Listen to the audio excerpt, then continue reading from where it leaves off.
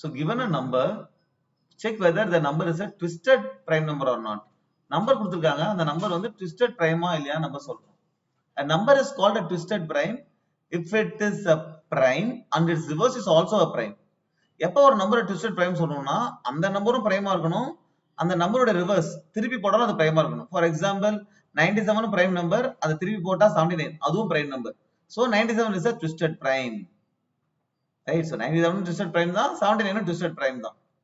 Okay, இந்த கேஸ்ல வந்து பாத்தீங்கன்னா 34 வந்து is a prime, but 43 is a prime, but 34 is not a prime. So answer 0. Twisted prime வந்து output 1 இல்லனா output வந்து 0. So the logic is so simple. It's a straight away logic, right? Logic என்ன? If அந்த number is prime, அந்த number prime-ஆ இருக்கணும், and reverse of the number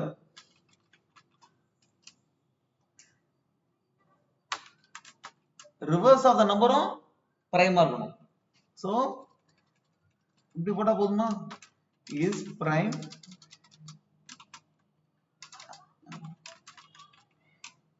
prime of reverse of the number.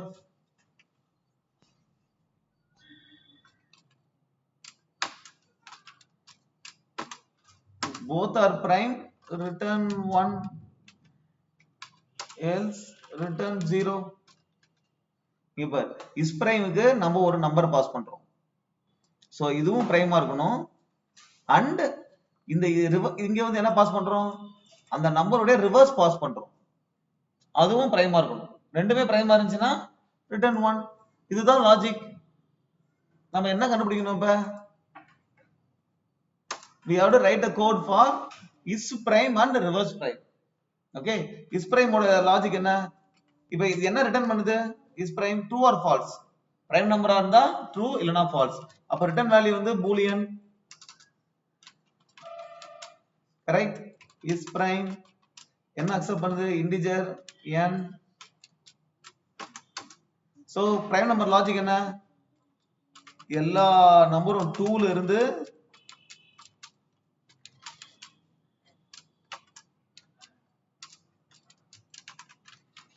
அந்த நம்பரோட square root வரைக்கும் ஒரு நம்பரா நம்ம டிவைட் பண்ணி பார்க்கணும். This is the prime number logic which we solved before. Okay, என்ன பண்ணோம்? if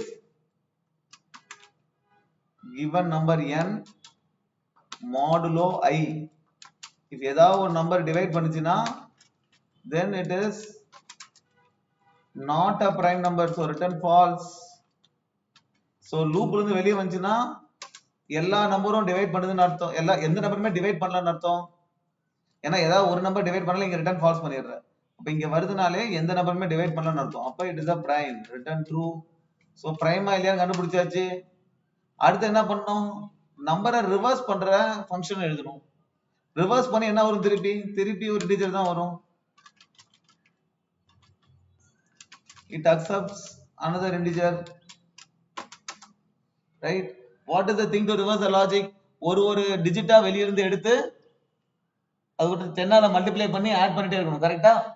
so I will have a reverse number which will be initially 0 while n not equal to 0. என்ன பண்ணோம்? இந்த அது கடைசி டிஜிட்டை எடுத்து இது கூட ஆட் பண்ணணும். கடைசி டிஜிட் எப்படி எடுப்ப? n மாடுலோ 10 பண்ணா லாஸ்ட் டிஜிட் வந்துருமா? ஓகே, அதுக்கு நம்ம என்ன ஆட் பண்ணோம்? இதுக்கு முன்னாடி இருந்த நம்பர் கூட 10 மல்டிப்ளை பண்ணி ஆட் பண்ணணும். அதையே திருப்பி நம்ம ரிவர்ஸ்ல ஸ்டோர் பண்ணிக்கணும். ஓகே, இப்போ ஒரு நம்பர் எடுத்துட்டோம்னா அடுத்த வாட்டி 10 ஆல டிவைட் பண்ணிக்கணும். இது நம்ம ஏற்கனவே பண்ணிருந்ததுதான் ரிவர்ஸ். சோ இந்த ரிவர்ஸ் லாஜிக் என்ன? நம்ம ஏற்கனவே பார்த்ததுதான். இப்போ வந்து நமக்கு 97 வருதுன்னு வச்சுக்கோங்க. 97 வருது அப்படின்னா நம்ம என்ன பண்றோம்?